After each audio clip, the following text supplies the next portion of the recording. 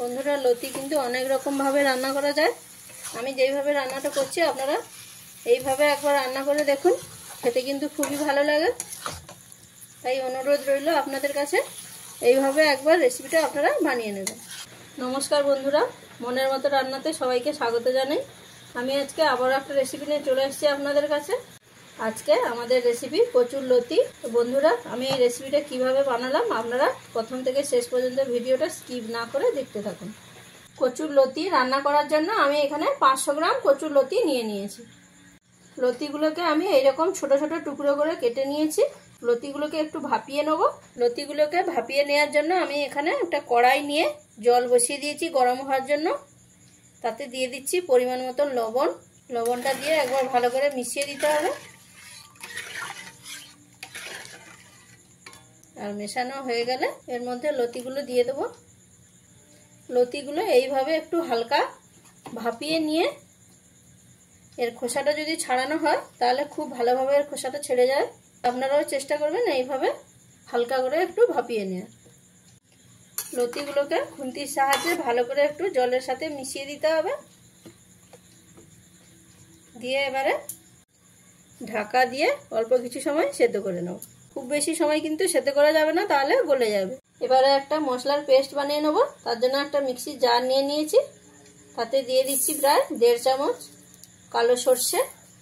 তার সাথে দিচ্ছি 4 পিস কাঁচা লঙ্কা, দিচ্ছি অল্প পরিমাণে লবণ, অল্প কিছুটা পরিমাণ জল দিয়ে ভালো করে একটা পেস্ট করে নেব। আর নিয়েছি চিংড়ি মাছ। আমি এখানে 200 গ্রাম চিংড়ি মাছ নিয়ে খুব ভালো করে খোসা ছাড়িয়ে নিয়ে ধুয়ে নিয়েছি। দিচ্ছি পরিমাণ মতো লবণ, দিচ্ছি হলুদ গুঁড়ো, দিয়ে এবারে হাত দিয়ে খুব ভালো করে মেখে নেব। এভাবে ভালো করে মেখে নিয়ে চিংড়ি মাছটাকে আমি 5 মিনিটের মতো রেস্টে রেখে দেবো। প্রায় 3-4 মিনিট সেদ্ধ করে নিয়েছি। ঢাকাটা খুলে দিচ্ছি। এবার খুন্তির সাহায্যে লতিগুলো তুলে নিয়ে দেখে নিতে হবে যে এর খোসাটা ঠিকঠাক ছেড়ে যাচ্ছে কিনা। দেখুন খোসাটা ঠিকঠাকভাবে ছেড়ে আসছে। তো এবারে গ্যাসটা আমি অফ করে দিলাম। দিয়ে এবারে লতিগুলোকে নামিয়ে নিয়ে ঠান্ডা করে নিয়ে আমি খোসাগুলো ছাড়িয়ে নেব। লতিগুলো খুব ভালো করে ঠান্ডা হয়ে গেছে। এবারে লতিগুলোর খোসাটা আমি ছাড়িয়ে নেব। এইভাবে একটু হালকা ভাপিয়ে নিয়ে খোসাটা ছাড়ালে কিন্তু খুব সুন্দরভাবে খোসাটা ছেড়ে আসে। এইভাবে প্রত্যেকটা লতি আমি ছাড়িয়ে নেব।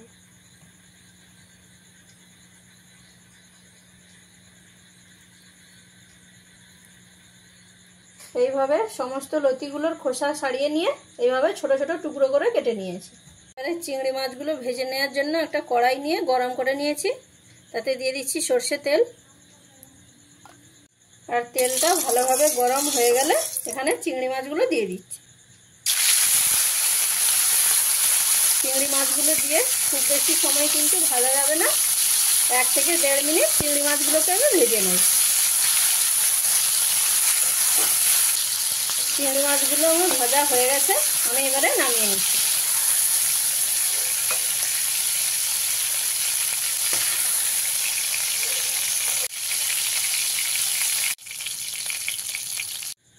এবারে ওই একই তেলে দিয়ে দিচ্ছি কিছুটা পরিমাণে কালো জিরে। কালো জিরে থেকে হালকা একটা মিষ্টি গন্ধ ছেড়ে দিলে এবারে এর মধ্যে দিয়ে দেবো 5-6 কোয়া রসুন থেতো করে নিয়েছি। দিয়ে হালকা করে একটু ভেজে নিতে হবে। আর ভাজা হয়ে গেলে এর মধ্যে দিয়ে দিচ্ছি পেঁয়াজ কুচি। আমি এখানে একটা বড় সাইজের পেঁয়াজ নিয়ে কুচি করে নিয়েছি। এবারে পেঁয়াজটা দিয়ে পেঁয়াজটাকে হালকা লালচে করে ভেজে নিতে হবে। গ্যাসের ফ্লেমটা আপনারা এই সময় মিডিয়ামে দেবেন। দিয়ে পেঁয়াজটাকে ভেজে নেবেন। পেঁয়াজটাকে আমি এইরকম লাল করে ভেজে নিয়েছি। এবারে এর মধ্যে দিয়ে দেবো পরিমাণে জল। যেহেতু আমি এখানে গুঁড়ো মশলা ব্যবহার করব তাই অল্প পরিমাণে জলটা দিয়ে নিয়েছি, নাহলে মশলাটা পুড়ে যাবে। দিয়ে দিচ্ছি পরিমাণ মতন হলুদের গুঁড়ো, দিচ্ছি কিছুটা পরিমাণে কাশ্মীরি লঙ্কার গুঁড়ো, 1/2 চামচ জিরে গুঁড়ো, আর দিচ্ছি 1/2 চামচ ধনে গুঁড়ো।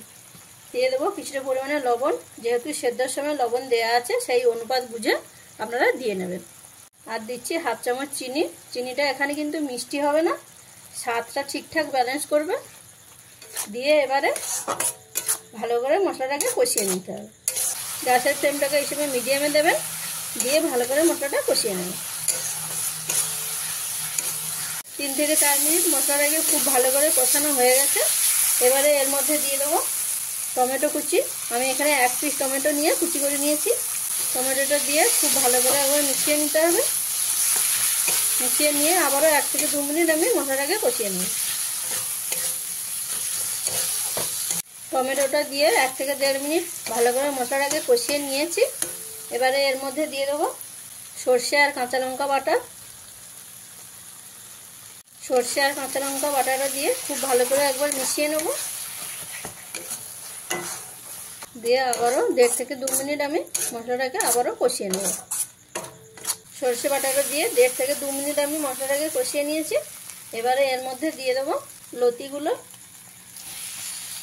লতিগুলো দিয়ে খুব ভালো করে একবার মিশিয়ে দেবো।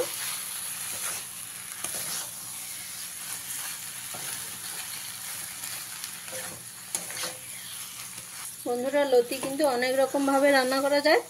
আমি যেইভাবে রান্নাটা করছি আপনারা এইভাবে একবার রান্না করে দেখুন, খেতে কিন্তু খুবই ভালো লাগে। তাই অনুরোধ রইল আপনাদের কাছে এইভাবে একবার রেসিপিটা আপনারা বানিয়ে নেবেন। আর ভালো করে মেশানো হয়ে গেলে ঢাকা দিয়ে প্রায় 2 থেকে 3 মিনিট আমি রান্না করে নেব। 3 থেকে 4 মিনিট রান্না হয়ে গেছে। ঢাকাটা এবারে খুলে দিচ্ছি, দিয়ে একবার ভালো করে মিশিয়ে দেবো। মেশানো হয়ে গেলে এর মধ্যে দিয়ে দেবো সেই ভেজে রাখা চিংড়ি মাছগুলো, দিয়ে আবারও একবার মিশিয়ে দেবো।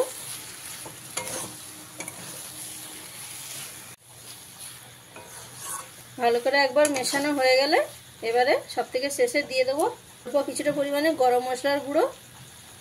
ভালো করে মিশিয়ে দিলে কিন্তু রান্না কমপ্লিট।